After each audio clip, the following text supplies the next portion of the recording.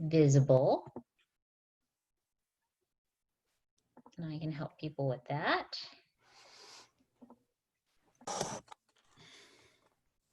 All right, so today we have with us Jason Corning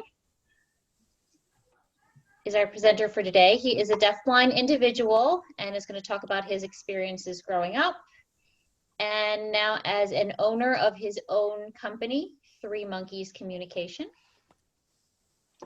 We're going to hold questions until the end. And then if people could please use the chat box at the end for questions. And Jason, if I'm forgetting anything, let me know. We're going to flip back and forth between the slides and Jason presenting, just so that he has full access to the interpreter and that communication flows freely. There is a sign-in sheet. There's a link to the sign-in sheet in the chat box. If everybody who's present could please sign in. And Jason, go ahead and take it away.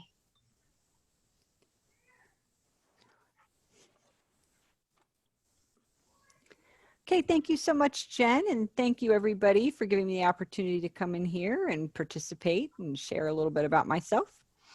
To reintroduce myself, my name is Jason Corning. I'm going to show you what the agenda looks like for today, if we wouldn't mind bringing that slide up. If I could get it. Okay, next one, please. There we go. Perfect.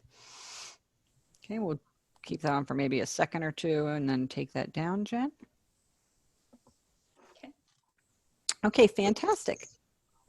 So I do want to talk a little bit about my background. Typically, I'm very interactive when I present to an audience, but because we're doing this via Zoom, that means I'm just going to do this more in a lecture type format, but don't be scared to put any questions you might have in the chat box. I don't want you to forget the questions you might have. And then at the end of our time, we've allotted some time at the end for Q&A, and we'll make sure that we go back and review all those questions and get them answered for you. Okay, next slide, please, Jen.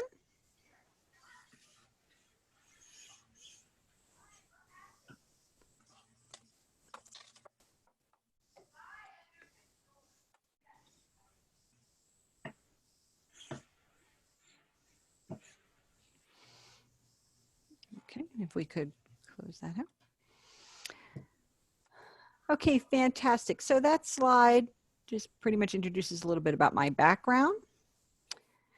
As a deafblind person, of course, I've faced many barriers, and I use my stories to kind of help you as non-deafblind individuals envision what it's like and how to be prepared as parents for when your child is born if they might be differently abled. Talking about things like the language, talking about things like the culture, the ability to travel to different countries and what that might look like as a deafblind person, and learning how to navigate those things and learning how to navigate new experiences. Having a deafblind child is a very similar thing, or having a child with an additional or another disability is a very similar thing to navigating a different culture or a different language. So, and that's how I like to explain things metaphorically. So, if you wanted to go mountain climbing, for example, have you ever considered that? What you would do would be typically look on the internet, map out your path, follow the advice of professionals, make a decision in terms of maybe following a tried and true path or navigating and cutting your own path, which might be more challenging if you're so inclined, making sure that you all have all the equipment you need, making sure that you're ready for any changes to the weather, making sure that you're prepared in terms of having any camping equipment you might need, being prepared in case of an emergency that you can communicate. So all of these are things that you would mitigate for and prepare for. You might take some training on mountain climbing. You would want to make sure that you're familiar with all of those things. The same is true for being a deafblind person, you know, and their day-to-day experience. I need to make sure that I have people around that know how to sign. I need to make sure that there are people who know pro-tactile interpreting. So there's many things that I have to mitigate and prepare for on a day-to-day basis, especially now in the time of COVID when we're using things like Zoom. I need to make sure that I'm as comfortable as possible navigating all these things, understanding that there is no perfect experience and no perfect path. Anything you do, you're going to encounter barriers. And I think the biggest challenge is mitigating those barriers, breaking down those barriers, and never giving up. So my goal throughout this presentation is I'm going to talk a little bit about my education and my work experience, talking about the barriers that I faced and how I broke some of those down in those specific areas to, again, best help you in supporting your little ones in their journey. Next slide, please.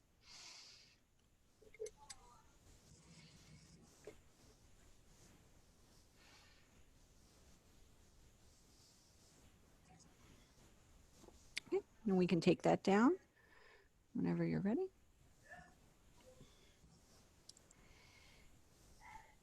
So I was born and raised in Wisconsin. I went to Wisconsin School for the Deaf for kindergarten through 5th grade, at which time I transferred over to the Blind Institute, Whitaker, until 12th grade.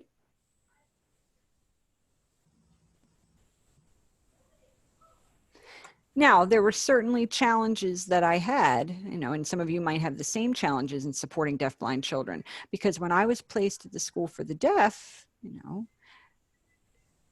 they suggested that I be put in special education because they really couldn't accommodate my vision issues. That, of course, wasn't going to work for me because I'm of average intelligence. You know, I studied, I could understand things. I could work with an interpreter, and my family, my parents specifically, went back and forth with the school trying to get the appropriate accommodations for me. And it was through their support that I was able to have a successful experience. There's also that cultural piece that, you know, children deal with. As a deaf person, I have a lot of similarities in the deaf culture, but I was never really exposed to deaf blind culture growing up, so I missed out on a lot of that. And I also had a lot of experiences being ostracized, being bullied, not being able to participate in sports as fully as I wanted to, and a lot of frustrations with some of my teachers because they often, you know, didn't support me in my social emotional education as much as I would have liked. I had a lot of challenges, you know, following conversations and not always picking up on some of the social cues and rules that are out there. When I got into middle school, my IEP, which I'm sure you know is very important, talked about transition planning and planning for my future. My parents started having conversations about me possibly going on to college and my future, you know, work life and things like that. And at that time, the School for the Deaf didn't really recommend a lot of specific things like O&M, orientation and mobility, things of that nature for me. So the decision was made, you know, that I had had this exposure to the signing environment for my academics.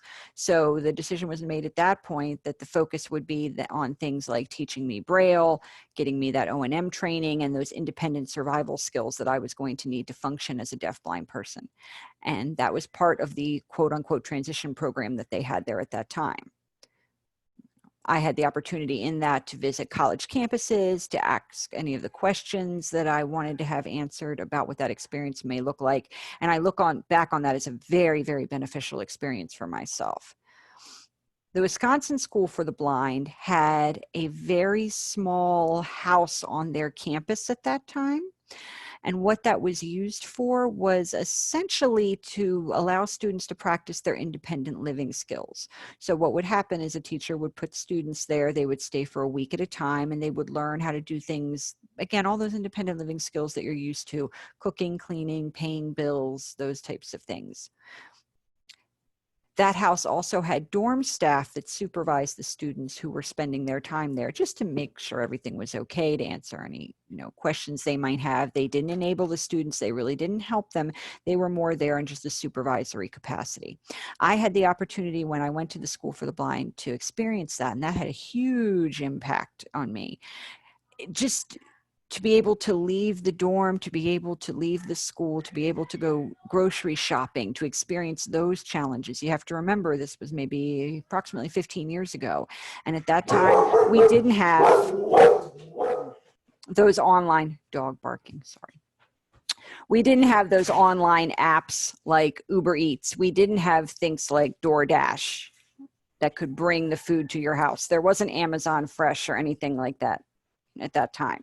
It was simply you printed out your grocery list and you went on to the store and you did your shopping in person, which I never really had, never was a fan of.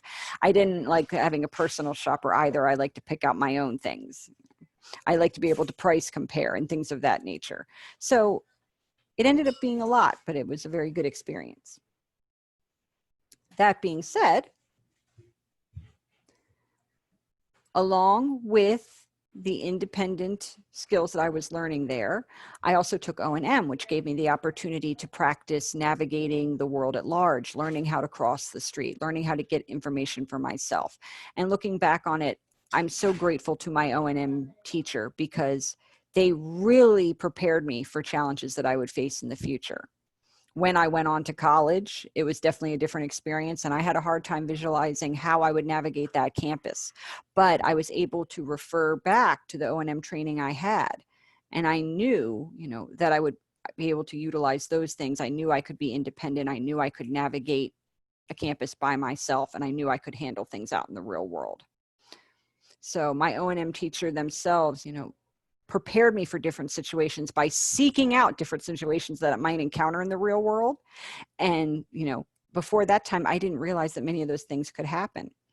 Things like talking to the bus driver and asking to be dropped off at a specific place, and then maybe the bus driver forgets, and what do you do in that particular situation where you're not getting dropped off where you thought you would be? So a lot of these real world situations I was able to experience so that I was ready when I was out there on my own, and I really am grateful to them for that. The first time in my life that I was really on my own, really and truly, was when I moved to Maryland and when I got my first apartment after college. And it was a culture shock to be in a whole new environment, to not have any friends to rely on, to not have any social network system, to have to navigate things like the grocery store in a new place.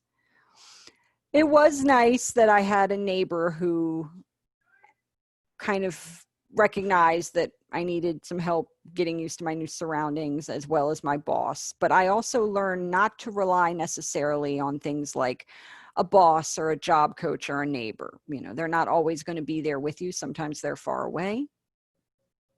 In the event of a serious emergency, you have to figure out what options you have and try to handle these things on your own. In the course of my time, I've traveled to many, many states, and I've also traveled to other countries. I've been to Canada, I've been to Ireland, I've traveled to Europe and France, I've been to Taiwan, I've also been to the Philippines and Australia, and I've also been to New Zealand. So, avid world traveler, I enjoy learning different cultures, and it's been such a rich experience for me. There are, of course, challenges to traveling internationally, having to navigate those things. One of the things I learned, one of the best approaches when you're dealing with new people is that, show that you're interested in them first. Notice when that happens, people are usually willing to help you. Typically when somebody encounters a deafblind person, they react with a lot of anxiety and a lot of trepidation because they don't know how to interact with a deafblind person. But if you show them, that you're capable and that you can handle most things, people typically warm up, they become your friends, and they are willing to pitch in when necessary. Now, just going back to my schooling a little bit, I did utilize having a large screen. I did utilize having things like contrasting colors to be able to understand things that were on the screen. I had an interpreter for one-on-one situations. I got things like extended time on tests. I prefer doing some of my tests at home, and the reason being is because I have much more control over that environment. I was able to focus because I was able to set up my environment in a way that it didn't have a lot of visual distractions, and I could take the time I needed to adjust the screen size and adjust the font if necessary. Otherwise, I noticed that when I was in a testing environment that I didn't have control of, I would not do well, and I would typically suffer from a lot of anxiety. Other things that I noticed, that if I was interacting with somebody one-on-one, like if I wanted to learn something in the class, if I wanted to learn specific vocabulary, I would be taking the class with an interpreter. So I would be making sure I understood the interpreter. But then when I would go to look at things at the test, you know, what the interpreter's putting out there, they're putting out in ASL. When I look at the test, it's in printed English. So I noticed sometimes I would have a hard time kind of translating that information from one thing to another. So one of the accommodations I found was really helpful for me was having an interpreter there to interpret the questions on the test, so that information would be conveyed to me in the same language instead of having to go forth and back and forth between two languages. If we could bring up the next slide, Jen, that would be great.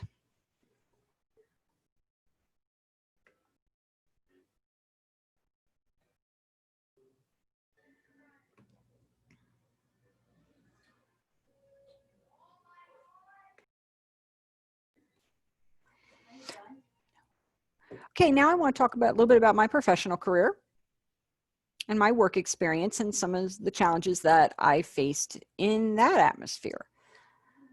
I did an internship at the Department of Homeland Security back in 2007, focusing primarily on airport security in their headquarters.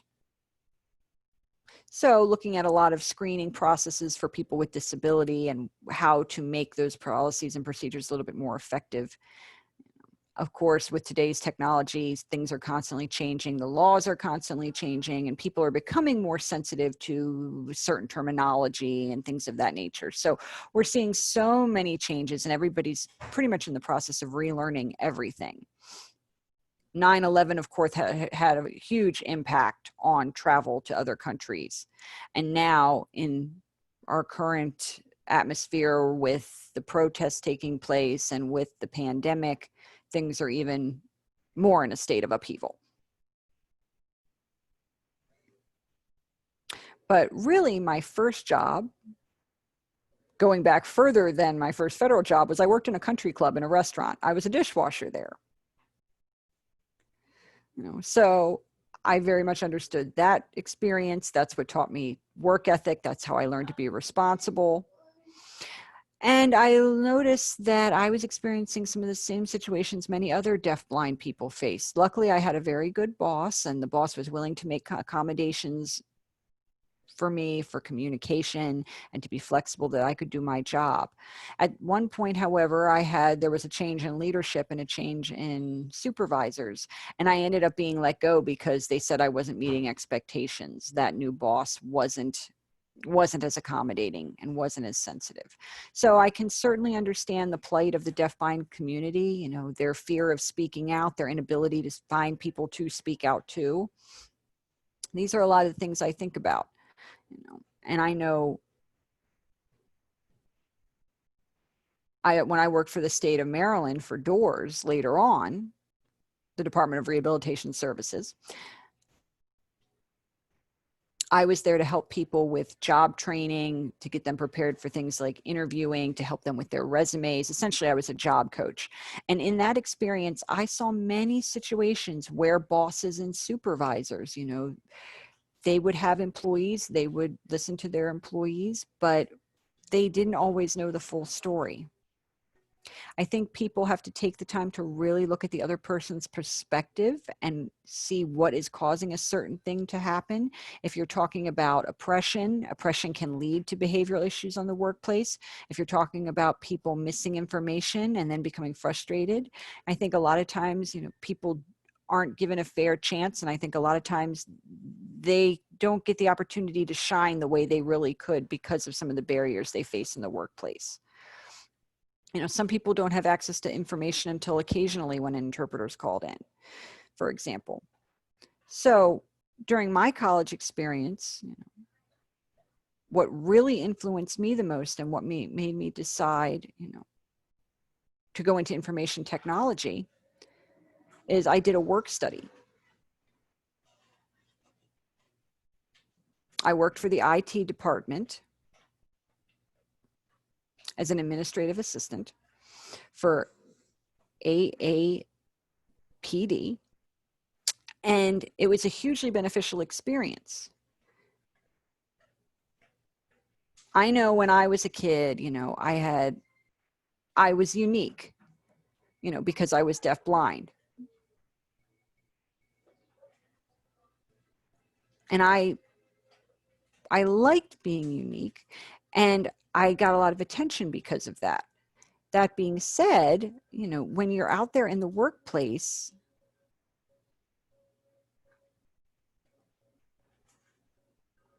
it takes a lot of work to be able to show what you're capable of doing.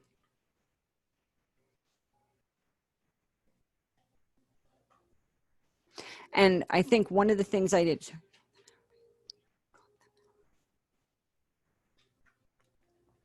so basically part of my job responsibility, okay, to clarify, part of my job responsibility is people would send in help desk tickets. And then I realized there were times where I could teach them how to fix it themselves in terms of the IT department. And then there were times that I had to do it for them, and that I had to be more involved with that. And when I first started in that job, I very much enjoyed, anytime I got a help ticket, I found it interesting though, that over time, as I taught people what to do, they didn't request those tickets anymore because they understood, how to handle the problem on their own. And so I was able to focus on other things. And that was part of my maturation process in the field. You have to reach out to people. You have to make sure they understand, what's happening. I learned that, and that was a very important thing. And in the college setting, I thought initially I wanted to become a lawyer. Because I felt that advocacy was one of my skills. However, law terminology and politics, which is part of law, was not my field. So I had to find classes that matched what I was good at, and IT was that. I was good at coding. I was good at computers. It came very naturally to me. And one thing I think that is important to remember is that when you're setting up for your child or your older child, the transition plan or their future plan, it's not going to be something that's set in stone. You have to realize that it's going to be flexible because, what this young person is exposed to is going to vary. And the more opportunities that they're exposed to is going to change their trajectory of their life. For example, I never thought that I was going to work for the government. I never expected to move to Maryland. And when I did move to Maryland, I ended up working for the federal government, which was not on my radar. I worked for the Department of Defense for 8 years once I came here. I worked on a variety of projects, quality control, and customer service while I was there. And in all of those different facets, I learned a lot of things. However, I did experience a lot of frustrations with things like the interpreters. They didn't always have one. They didn't have interpreters that were trained in pro-tactile, which limited my access to information in the workplace. So I experienced a lot of barriers. I experienced a lot of discrimination. It got to the point where I had had about enough, and I decided to go into entrepreneurship, and I set up my own business at that point. Now, the focus of my business is consultative in nature. It's consultation, it's training, it's workshops, focusing on helping other members of the deafblind community be successful in whatever they hope to accomplish, and that's what I do now. Back when I was still working for the federal government, I went back for my master's degree. I went to Johns Hopkins University at that point. And I was very proud when I got that. That's something I never thought I was going to do, get a master's, let alone get it from one of the top prestigious universities in the country. They were wonderful because they had funding. They were able to get me a scribe. They were able to provide me an interpreter. So a scribe is somebody who took notes for me in classes. So I had all these wonderful accommodations.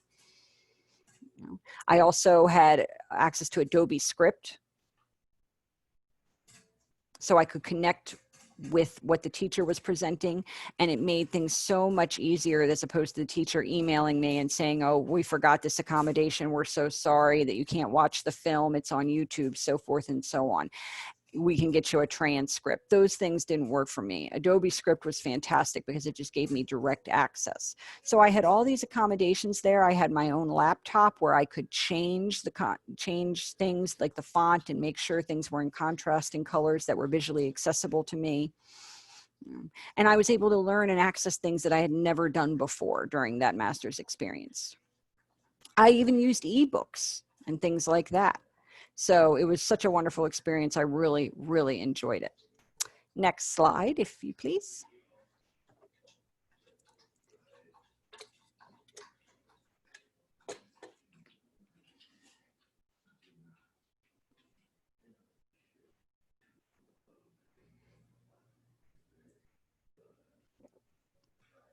Okay.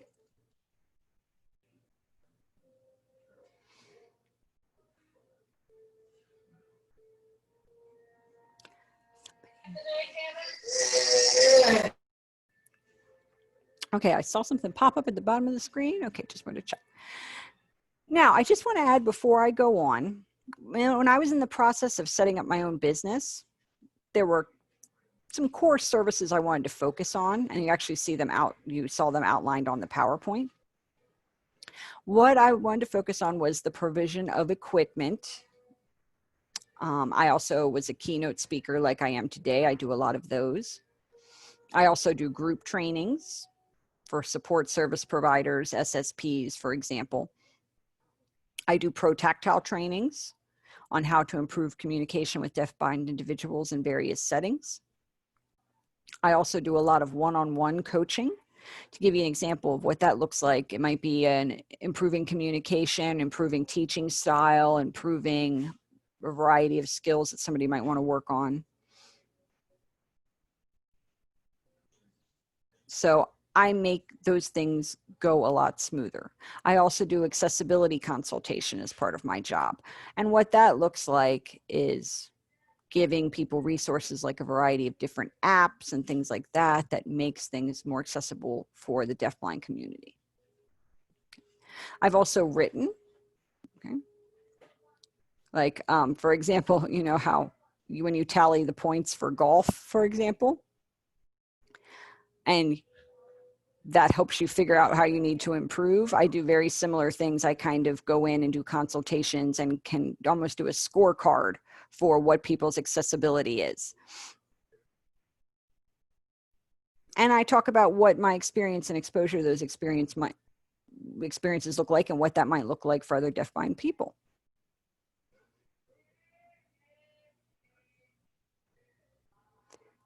As a side gig, I also teach at Towson University right here in Baltimore. And that's actually something I just started doing in the spring. Another one of those things I never thought I'd be doing would be teaching at the collegiate level. One of my friends runs the deaf studies program there and asked me to work at a deaf youth camp last year.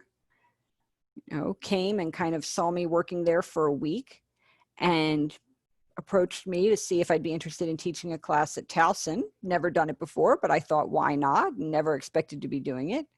You know, I'm used to standing and giving presentations for maybe 2 hours or things like that, or 8 hours, but to do an entire semester was something that I had never experienced before. And it was a very different experience for me, first time doing that.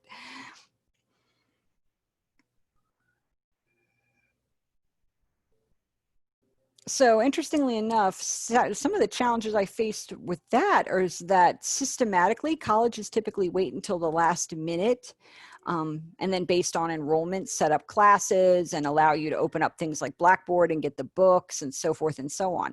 Last minute doesn't work for me. You know, I tried to be very patient. You know, I tried to use, you know, the old syllabi from the previous professor and make revisions to that because I didn't have time to reinvent the wheel. I used the same textbooks from the previous semester to help cut down on that learning curve. I taught 2 classes. One was deafblind culture and the other was communication. And just to give you an idea, the first day of class, I come in, I have an interpreter. I have everything set up on the computer in terms of Blackboard, the books, everything like that. I'm thinking, you know, that I would have somebody voice interpreting for me as I do right now. So I come in, I sit down with my kind of department chair, get some feedback. Department chair gives me feedback. And I asked, you know, where is the interpreter for class? And they're like, oh, there's no interpreter for class. And that took me aback. I said, how am I going to teach? It's the first day of class. How am I going to teach this without an interpreter?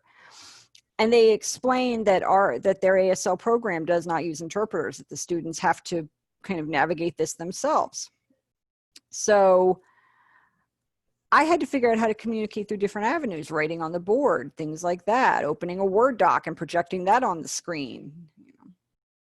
I did have a protactile interpreter that would communicate information to me, you know, and they provided some communication support. And what their primary role is, you know, letting me know who's, you know, speaking, letting me know what's happening in the classroom, letting me know if somebody has a question or is raising their hand. And that's more one-way communication. Protactile is done on the back.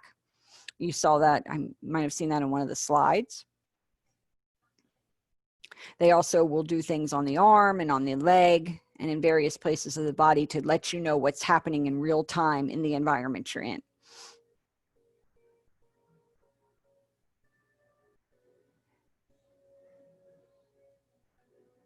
One of the things that I want to emphasize from the slide is that it's important to know all the resources that are available to yourself and to your child, person with a disability. You know, the ADA, as well as the Maryland School for the Deaf in Frederick and Columbia. You know, there's also the School for the Blind located in Baltimore. There's the Deafblind Project in DC and Maryland. So there's a lot of local resources, particularly to this area. A lot of nonprofits. There's organizations in New York. There's organizations in Washington. Pretty much runs the gamut. And there's people out there who know this information.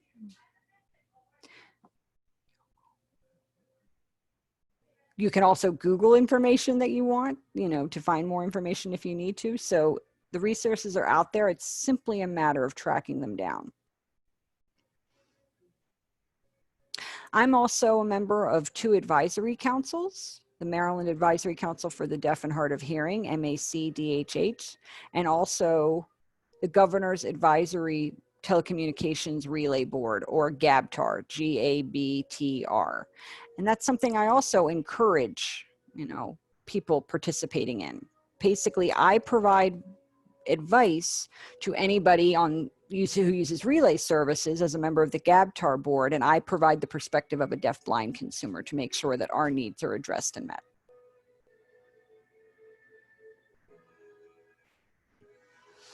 Okay.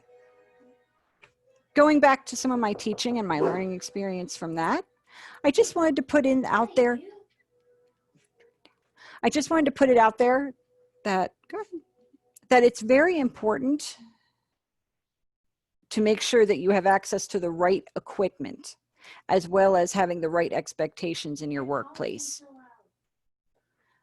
It's not, for example, for me, I had to figure out how to run my class best.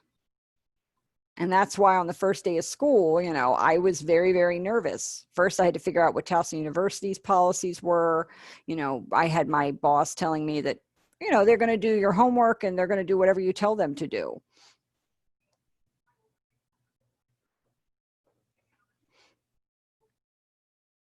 And I'm very, very thankful for my supervisor there. They were wonderfully supportive and they gave me a wonderful opportunity. And I had everything I needed to run the class. You know, they put in, I was able to do my lectures through Zoom once COVID happened. And that was the first time using that particular medium, which was very challenging. You know, how do you work with an interpreter via Zoom, particularly if you're deaf-blind? So I'm very, very thankful for what they did for me and this learning opportunity in terms of experiencing distance learning for the first time. We were actually able to do it. We went on distance learning as soon as spring break hit. And I was very happy to be able to continue working with my kids, continue to providing them with what they need. Instead of standing up in front of the class, we communicated via email. We did tests through home. We did homework through home. We sent a lot of videos back and forth. There was certainly some challenges involved with that. It was difficult for the students emotionally as well. They prefer the in-class environment. They prefer to see things in real time. But instead of standing in front of a class signing, I now had to send them videos. And I felt very much so that I had lost the connection with them, and they felt that they had lost the connection with their classroom teacher.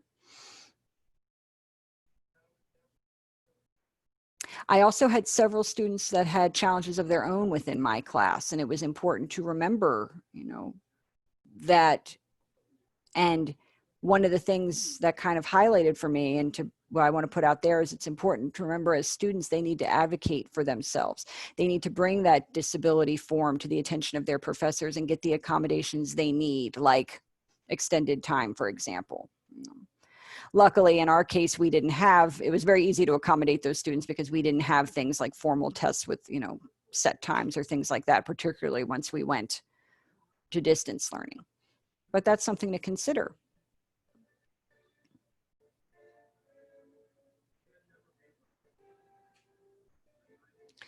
I think it's important that students, and I always recommend that students advocate for themselves if they want a particular accommodation.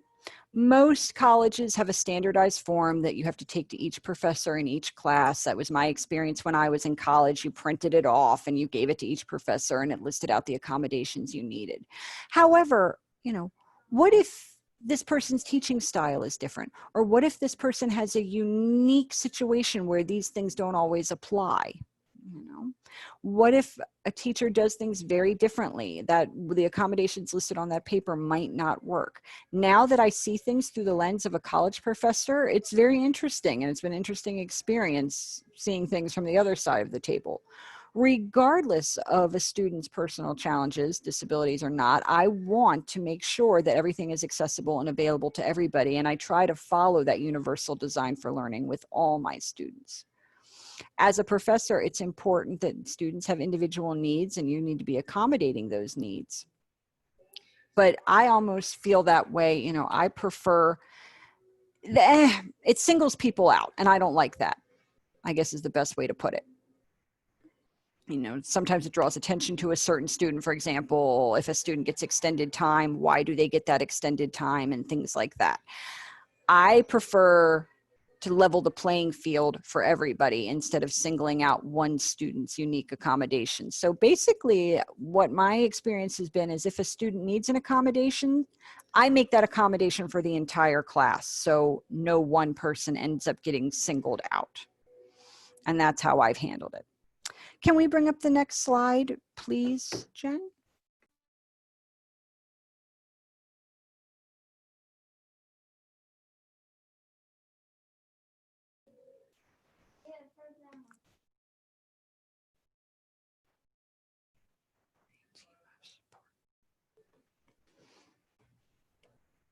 Okay, if we could bring that, thank you, perfect. So now I've talked a little bit about the challenges I faced growing up. I want to reiterate how supportive, wonderfully supportive my parents were, and how often they went to bat for me, and how they sought out opportunities for me to attend things like camp and go to sports and go to different events, keeping me active. Those activities helped me learn those social communication skills. They helped me mature and develop in so many ways.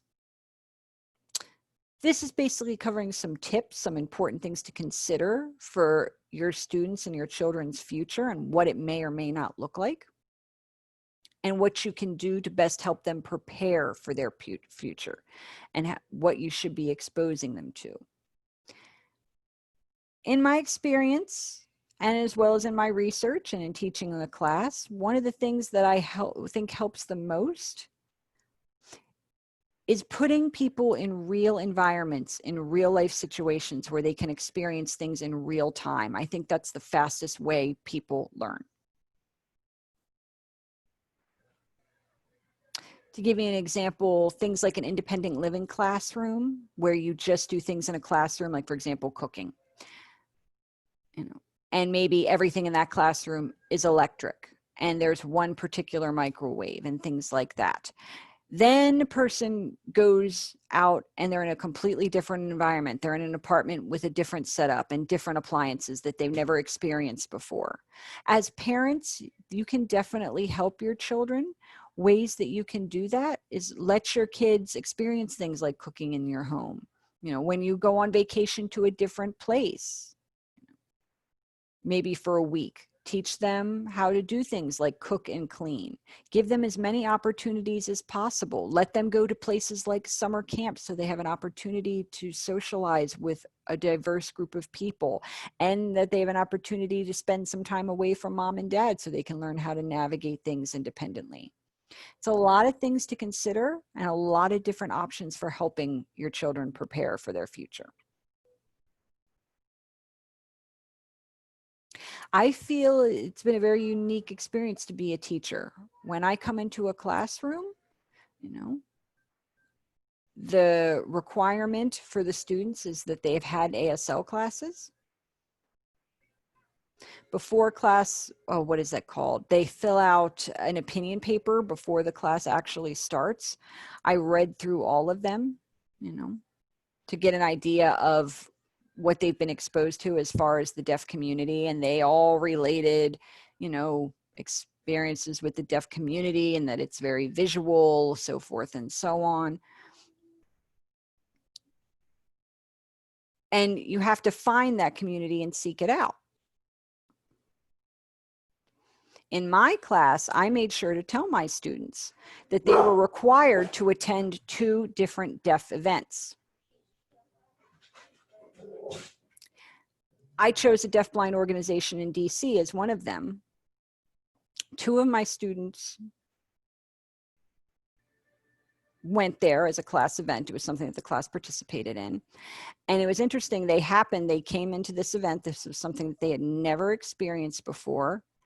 And they were wondering why, when they came into the event, that everybody was signing. And they were trying to figure out who the speaker was. Again, this was their first time seeing a room full of, you know, people interpreting and a room full of people signing, because this was a deaf-blind organization. So this wasn't something they were used to, something that we were very used to.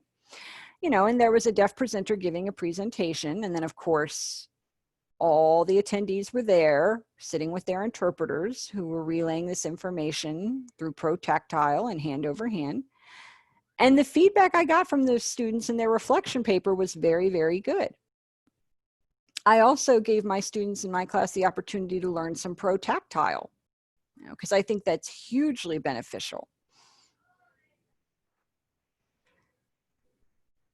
And it was something that they could then use to interact with me very superficially when I came into the classroom.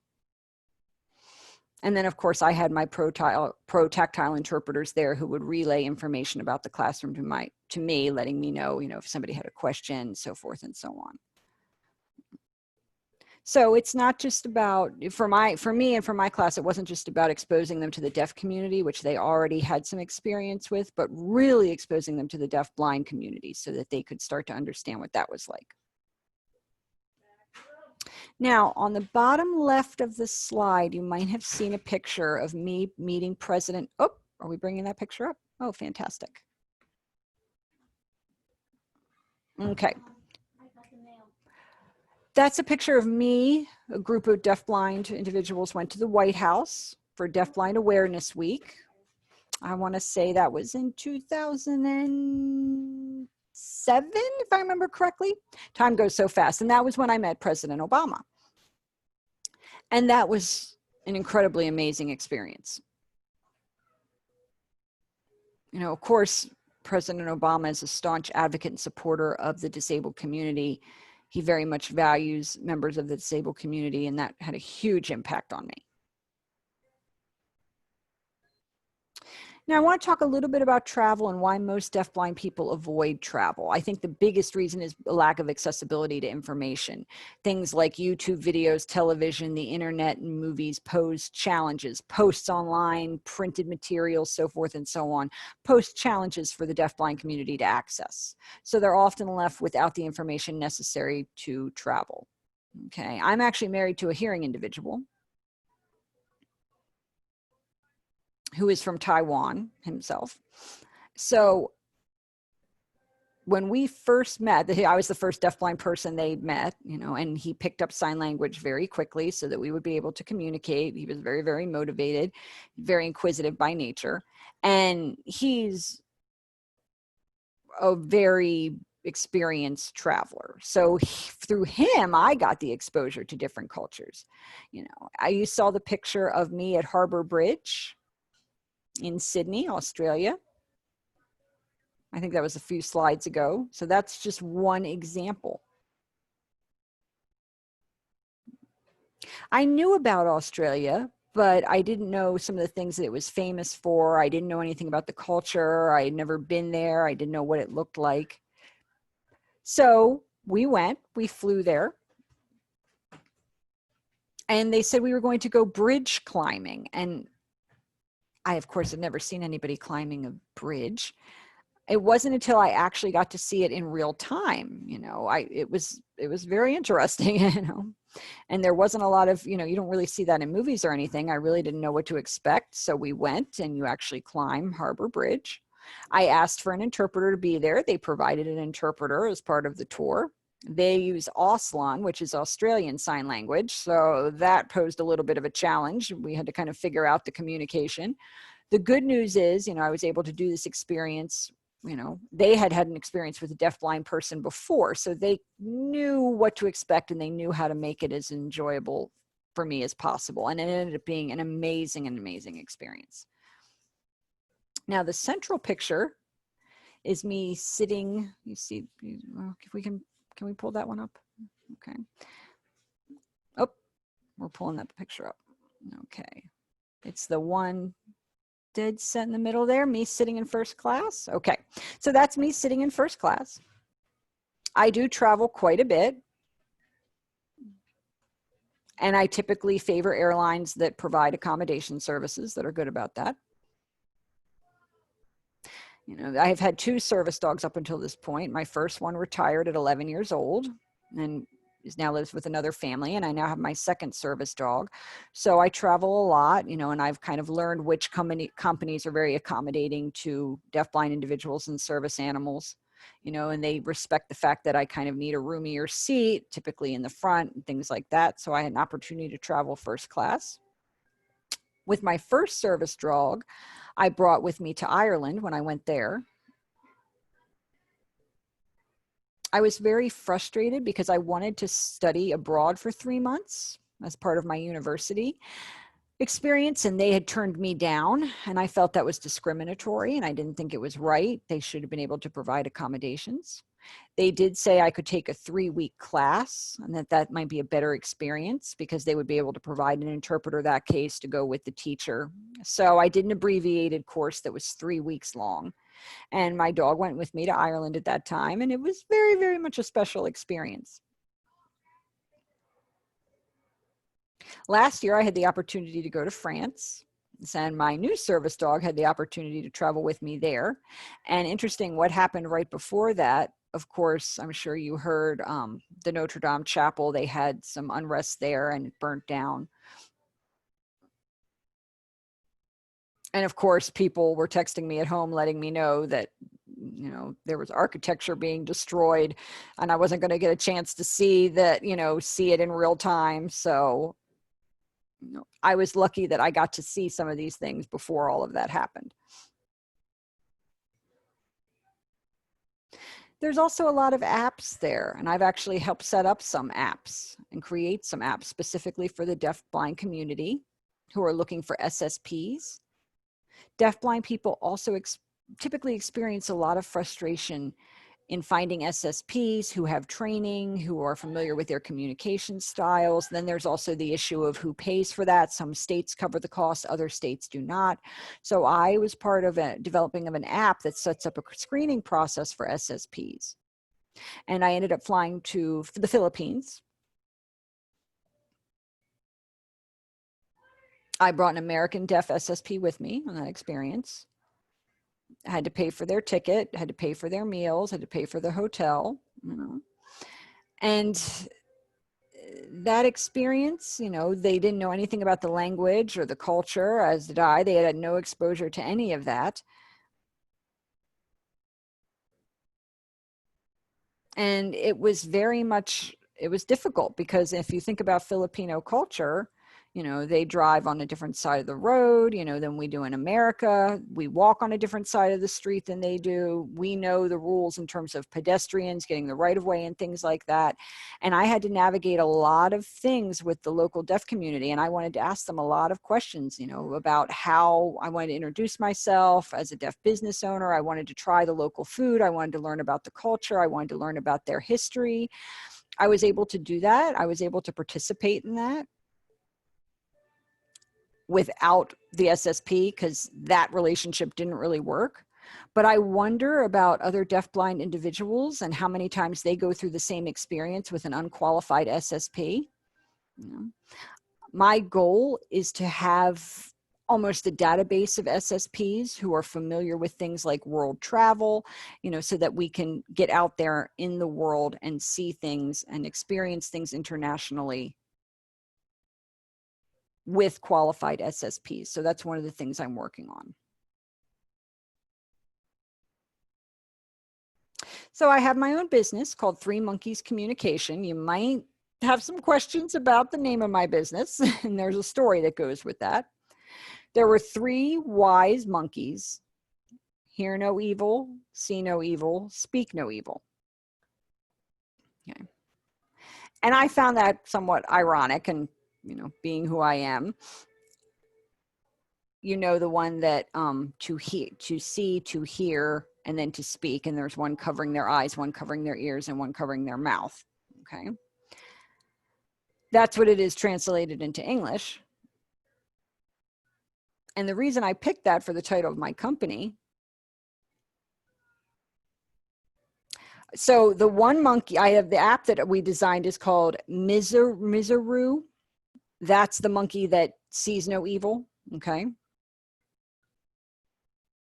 And that's the purpose of the app. It helps you figure out, you know, where you're going. It can bring things to you instead of you seeking them out.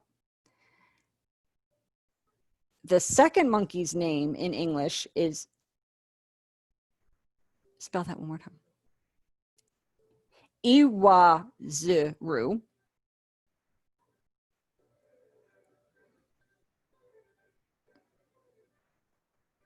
Okay, and that actually pertains to, we have a YouTube channel that sends out information. Because as I travel and as I meet people and as I learn different members of the deafblind community and I meet deafblind entrepreneurs, I make sure that I film that and I put that content out so that the deafblind community can see that and other people can see that and learn how to help, you know, their children. Teachers can learn how to help their students see what other countries look like and experience things virtually that they might not be able to experience in person. And that's all done, you know, through pro-tactile communication and hand-over-hand communication. So that's Iwazaru, which is the monkey that covers its mouth.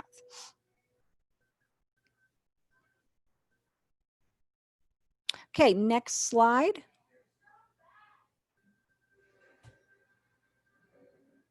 Okay, so that's perfect. So that brings us to the Q&A part. I think if you wouldn't mind either just raising your hand or putting your questions in the chat box, that's going to help me be able to kind of go through and answer everything. So if we can, someone's going to read those, or how do we want to do that? Okay, first question. Do you know Braille? And if yes, are you completely blind, or do you have CBI or other low vision?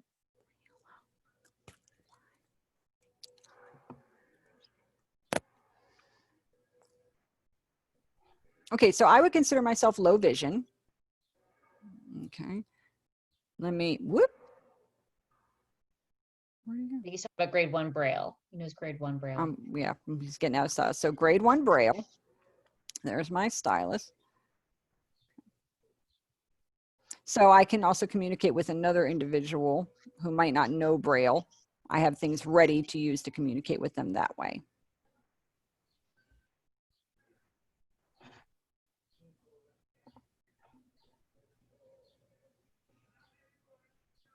And I think it's important for children to learn Braille. The reason for that is in many situations I see out there, for example, people with Usher syndrome in particular, you know, who strongly identify as deaf, they put off that Braille learning piece until their vision gets to a point where they're completely have no access. They lose their vision completely. And then they very much struggle to learn Braille, and it ends up affecting them psychologically. So I think if you take the time to learn it, even if you still have access to some vision, even if you don't utilize it and you forget some of it, you can refresh yourself and pick it up again right away later on. But I think it's important to get a strong foundation in it early because you don't know what's going to happen with your vision status.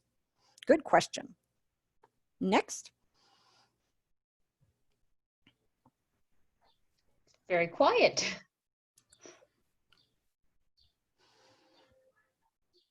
No one wants to ask questions? Oh, there seems something. It says, this seems very reasonable to me, but I think Braille is discouraged by the CBI community.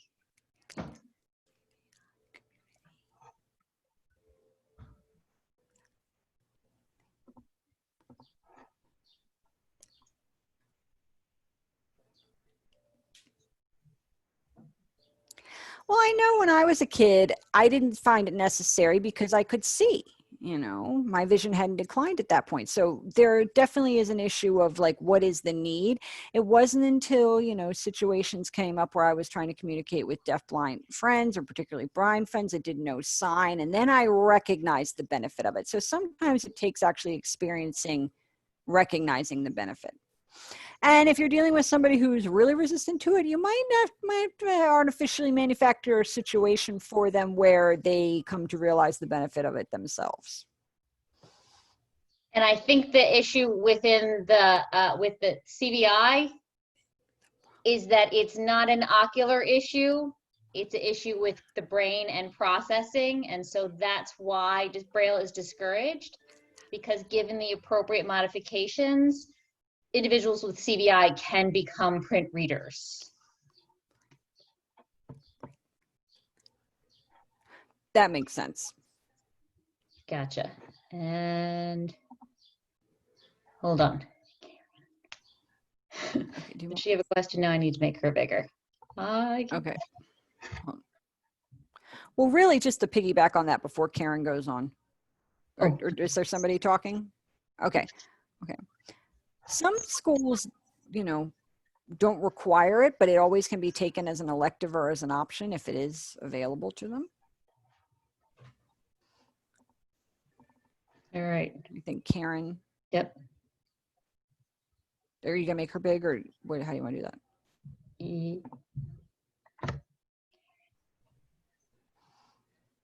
You're good. Okay. Go ahead. I'll copy some. All right. I'll voice. Okay. Hey, thank you, Jason. Thank you very much for your inspirational message. Wow, this presentation has really just touched my heart. I'm just blown away by everything. It's really inspiring. I have 3 questions for you, actually, 3 quick questions. The first one, did your parents learn to sign? Did they know ASL? My parents did. The second one. My parents learned when I was 1. I had a good friend. They had a good friend of the family who was an interpreter, and they would come. She came to the house and taught my parents, and they took advantage of that opportunity since they had that person available to them. So, oh, sorry, I missed it. Can you repeat that? Sure. So my parents found out I was deaf when I was 1. So one of their friends happened to be an interpreter, a sign language interpreter. So they would come over to my home and teach the basics, the colors, so forth and so on a weekly basis. And my parents were able to pick it up that way. They then took formal classes and continued to learn. They were very much involved in the community. How old were you at that time when they learned to sign? Your parents learned sign. How old were you? I was 1. Oh, 1? Okay, very good. Okay, my second question is, what advice do you give to someone who works with a student who is deafblind themselves, but they're not yet really signing? They're just learning to sign. They don't know Braille. They really don't know sign. The parents have a limited communication because they're not signers. Any advice for how to help this child to kind of pick up some communication? That's a good question. I've seen Maryland School for the Blind, you know, pre-COVID, of course. I've gone and done an observation there, and I very much liked what I saw. I think you have to do, you know, some evaluation to find out where that child is cognitively. I think it involves a lot of patience. I think it involves a lot of flexibility on your part. One size does not fit all when it comes to students, so an approach that might work for one isn't going to work for another. I really personally would rather see people have a lot more patience. I think one of the frustrations that I always experienced is, you know, looking at people who just don't have any patience, letting people kind of be themselves and being patient with them. I think also you need to have all the information at your disposal. I think a lot of people don't take the time to find out the information and find out what's available to them, you know. I definitely think people need to be a little bit more involved. There needs to be a lot more resources provided to them. There's a wealth of information out there, and you need to find what's going to match that particular student best. You know, a student might be deaf-blind, but are they given access and the opportunity to learn Braille? Are they given, you know, an interpreter? But it might not be somebody who's got experience with something like hand-over-hand interpreting or pro-tactile interpreting. There's so much out there, and you really need to test the waters with everything to find the thing that's going to be successful. You know, focusing on their particular needs, really doing the deep dive and figuring out why they're struggling, you know, finding out what's going on. Maybe it's an issue of the interpreter themselves, you know, see if that interpreter's not working. Maybe using a particular interpreter isn't working because their eyes get tired. Maybe it's an issue of the lighting in the classroom. There's so many factors that can be going on. So it takes a lot of effort, a lot of energy, and a lot of evaluation. So I think just doing all of those things is what's going to end up helping that student be successful. Good question. Any others? Yes, I'm seeing one in the chat box. As a TVI and orientation and mobility specialist, O&M, I have worked with only a few individuals with a dual sensory impairment. Prior to getting a dog guide, did you feel that your O&M preparation was adequate? I have met other dual sensory and non-dual sensory impairments that state, individuals with visual impairment that state their cane skills are minimal.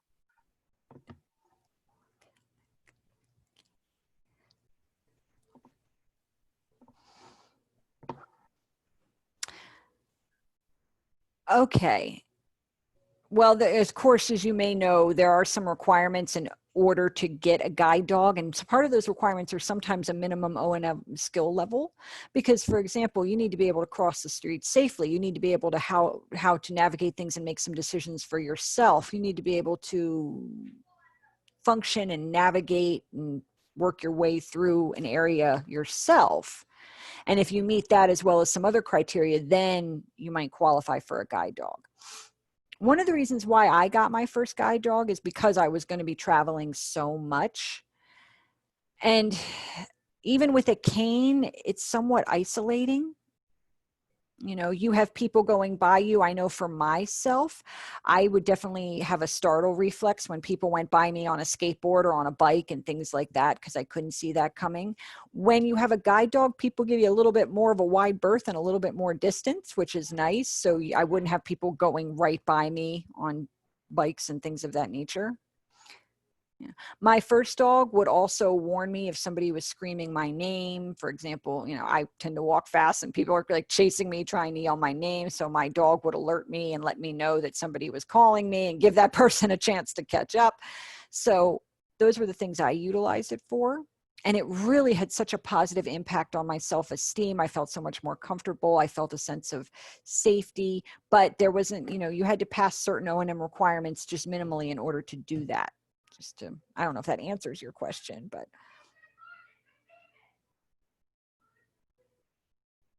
I think part of the question was, prior to having the dog, did you feel that your O&M training was adequate?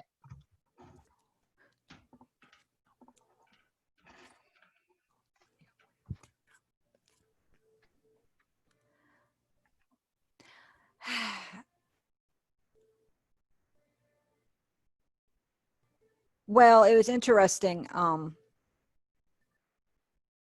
Well, but so yeah, I had actually, there are people who were disqualified from getting a dog because they didn't pass their O&M. But your O&M alone, did you feel enough O&M?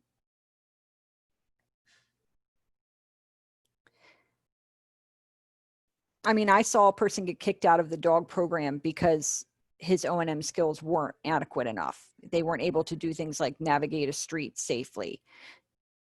They also had too much vision, so they weren't going to rely on the dog enough. I mean, if that dog is there to warn you and you disregard the dog and hurt yourself, again, it's very important that there has to be a need for this animal. I think it's a 95% ratio of needing the animal. If you're going to utilize your own vision and maybe, you know, your depth perception isn't that great and you disregard the dog, that's not going to work for you. So it is so important to have good O&M skills before you can get a dog. And, you know, cane is not always good enough. Absolutely not. And I've seen some really egregious situations, you know, where people have plenty of vision and they end up getting a dog and they make a mistake and they fall because the dog was warning them, but they were relying on, you know, their limited vision instead of the dog. And that becomes a hazard for both yourself and the dog. So I think it's so important to have those good O&M skills ahead of time.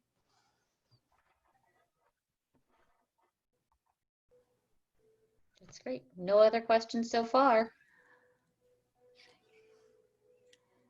Okay, I see little things popping up, but I can't read them, so you tell me.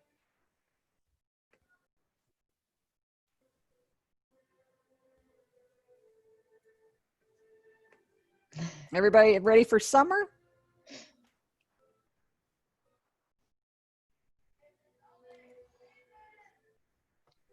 I guess so. If there's no additional questions.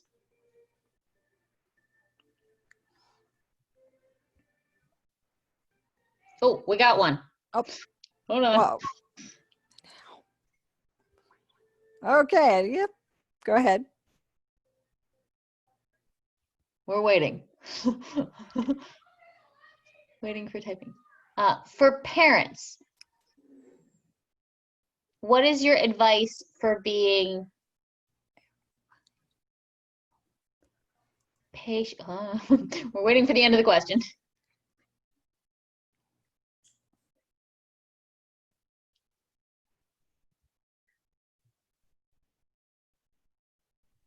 Well, while we're waiting, there's another. Oh, okay, hold on. What is your advice on being patient when the child has a mobility impairment and it really impairs their ability to sign?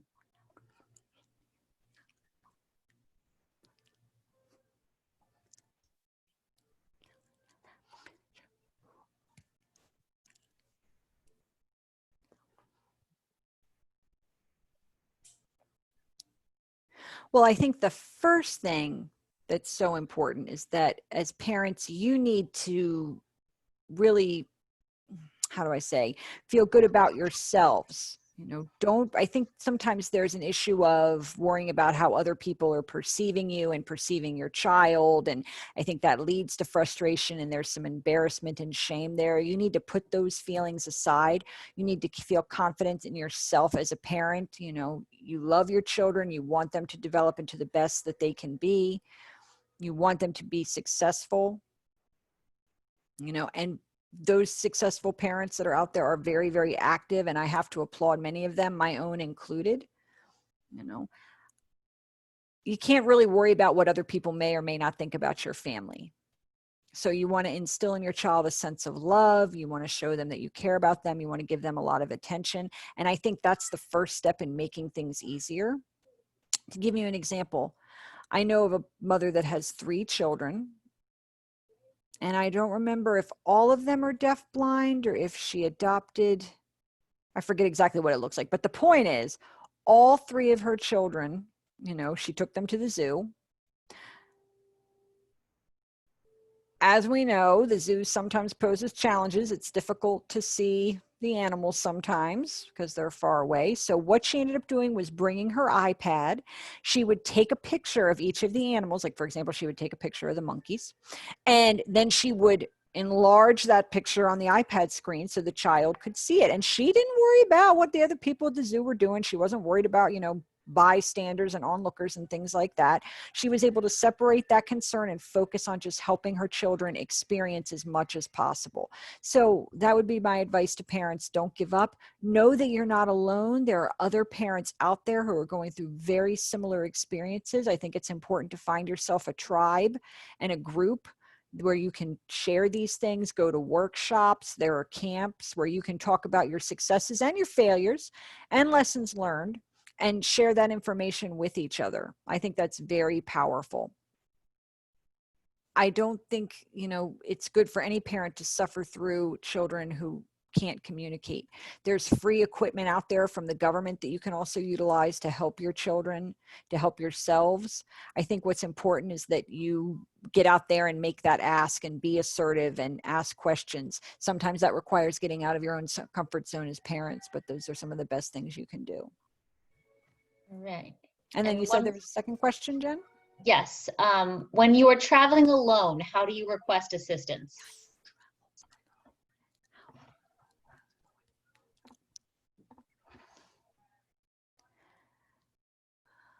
Okay, I travel alone quite extensively.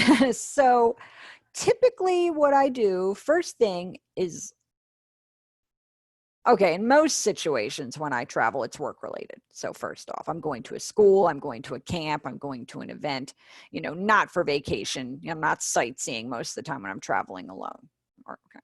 And that's not enjoyable anyway. But what I'll definitely do is my homework. I call ahead to the airport. I identify myself as a deaf-blind person. I let them know I'm going to have a guide dog and that I'm going to request a special seat. In addition to that, you know, I make sure when I get to the airport, I ask, you know, where check-in is. I make sure I have a lay of the land before I get there. I will also ask for assistance and a guide when I check in, a person to basically escort me through security. I do pre-check personally, because I carry a lot of equipment with me, like my laptop and so forth and so on. And I don't want to have the extra worry and the extra on my plate of having to take that equipment out to go through security. The beautiful thing about pre-check, that helps quite a bit. And I think it's like $75 or something for 5 years. It's totally worth the price. I highly recommend it. Is that, you know, you don't have to take out your electronic equipment when you go through security and things like that. As soon as I arrive, I always make sure I have a contact person who I text when I get to when I, you know, land at my destination. We always have a rendezvous spot, typically, you know, at the baggage claim or something like that. And then I just have those things in place most of the time ahead of time. One story that I can share with you, you know, I can put out there is, I think it was about 2 years ago this happened. I was flying to Montana. And I was traveling into a very small community. Unfortunately, there were no direct flights, so I had a layover. I had no choice. I typically try to avoid layovers. Flew out of Baltimore, flew into Atlanta, and then I had to go from Atlanta to a smaller plane that would take me to Great Falls, which is the name of the small town. Now, I land in Atlanta, and my flight is then canceled due to weather. And I'm sitting there stuck in Atlanta. I was very nervous. I didn't know what I was going to do. Now, based on my experience, you know, I knew who to reach out to, guest services, and I reached out also to my contact person and I asked what the plan was. This was a little bit of a different situation because I was supposed to fly into Salt Lake City, and there was only one plane flying out of Salt Lake City to Great Falls. And because I was getting a later flight, because my flight was canceled, I was going to miss my connecting flight in Salt Lake City. So it was a situation, and I had to figure it out. I was very fortunate that the host where I was coming into, I had their contact information. So I was able to reach out, let them know that I was stuck in Atlanta.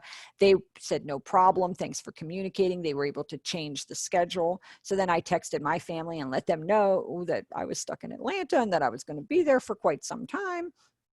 And I told them, basically I ended up getting a free ticket into Seattle, which ended up being my connecting flight. And from there, they rerouted me to Great Falls. But that ended up being early the next morning.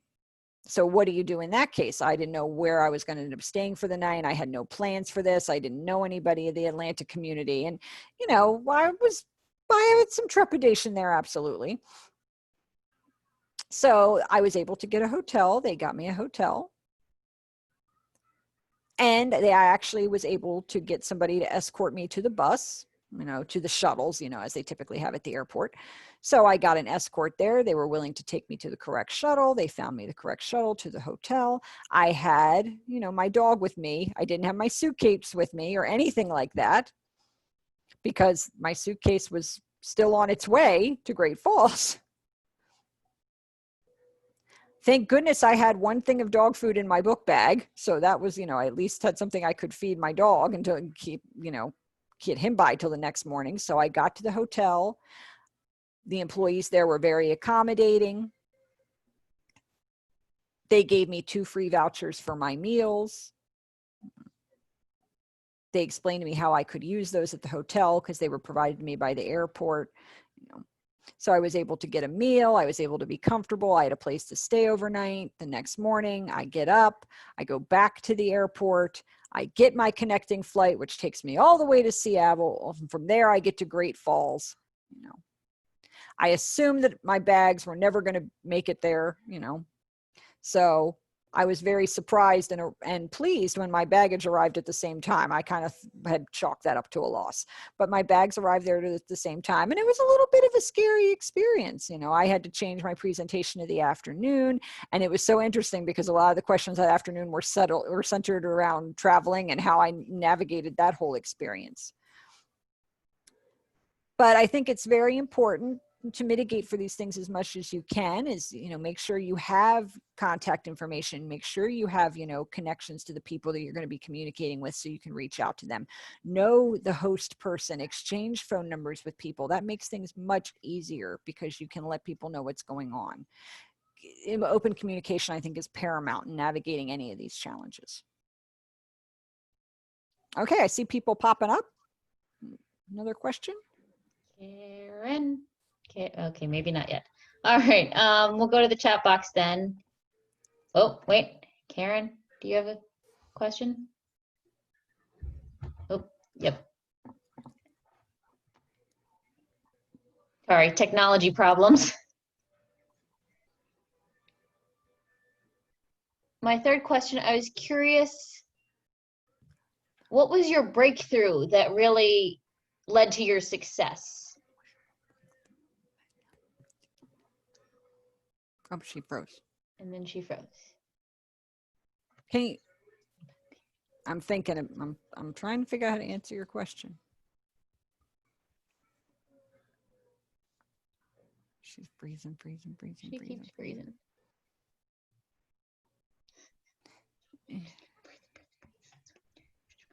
Okay. Would you mind repeating your question? Oh, she keeps freezing. She's frozen. She keeps freezing. I just saw success. You keep freezing.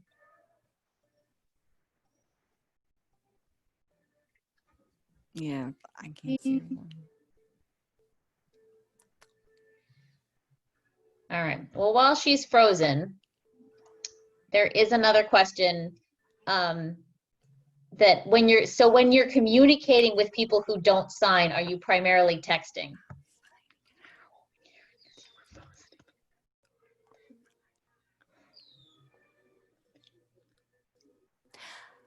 My primary mode of communication is ASL. I will use an interpreter, specifically interpreters that know pro-tactile. With my family, we do some sim-calming. I sometimes have to remind them to sign because I do have some residual hearing, but I want to make sure I'm understanding the message clearly, and the only way I can do that is through ASL, that being my first language. I do that with the addition of the pro-tactile because the pro-tactile really helps me connect with the people I'm interacting with. It gives me all those parts that I miss with just the sign language, like the facial expressions and the intonation and the atmosphere in the room. I get all of that through pro-tactile. All right. Karen, do you want to try again? You were freeze. And then just to answer your question, if I'm dealing with somebody who doesn't know how to sign, I use texting, and I use an app called Big that helps, that enlarges fonts and things that I type. So that's what I primarily use with people who don't sign. It's an app called Big, B-I-G.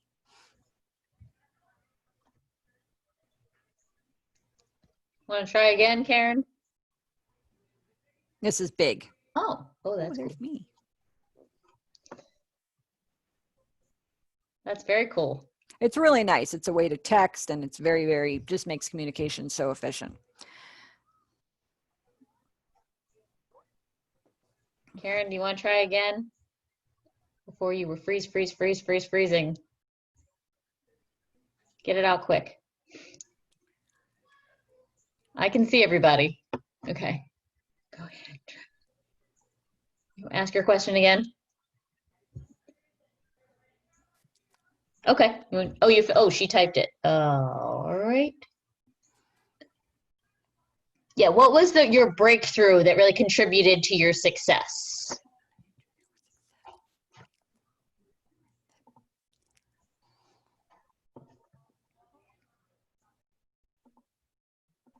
I think just seeing and experiencing so many different situations. One of the most important things I think for me has been my patience and my flexibility and having access to the appropriate resources. Having a really strong support group and a support network. One of the biggest things I think is in becoming an entrepreneur, there were a lot of challenges. There continue to be a lot of challenges just in running a business. You know, I've had 5 interns, college students, who've been working on the development of apps for me, you know, and coming up with those designs and writing codes and all the requirements. You know, that's been huge. That goes along with that. I actually did a TED Talk presentation. I was actually invited to do that. I never thought that would happen. Me standing in front of a stage, being filmed, giving a TED Talk. That was an interesting experience, and I was able to kind of tell my story through that. But I think those are the biggest things for me. That being said, I think the only way to be successful is that I have to make the choices to stay positive, to stay motivated, to surround myself with encouraging people. Those are things that I do. And I think those all are things that contribute to my success. But you have to make those choices yourself. Awesome. Thank you. One important question. What is the name of your guide dog? So my current guide dog's name is Nico. And IKO, it's getting close to dinner time. Nico. This is Nico.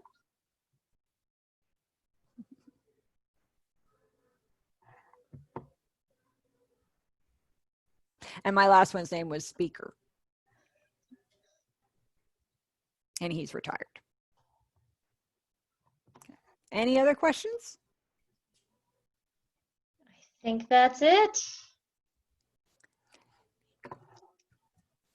Jason, we want to thank you so much. He is very sweet. Thank you. Yes. And if you want to reach out to me, I do have a website.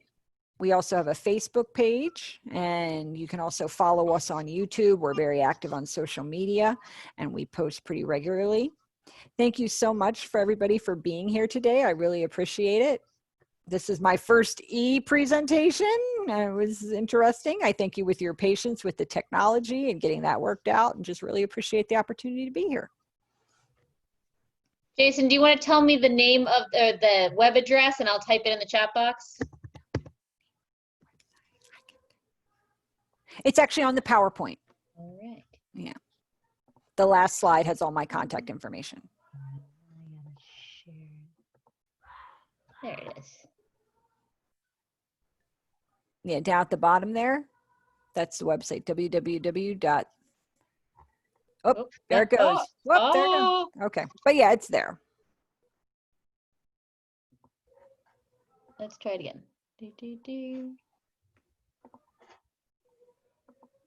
Yeah, there's email. Oh, can we go back to the interpreter? Okay. Okay. Perfect. Thank you. Thank you so much. This was wonderful. Lots of comments of how great it was.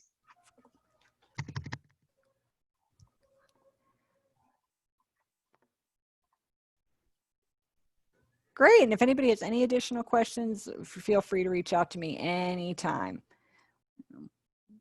As soon as things calm down and we go back to a less COVID state of things, I'm hoping to be able to present in person again. And before we leave, I'm going to launch a poll if people could just respond to the poll for our evaluation.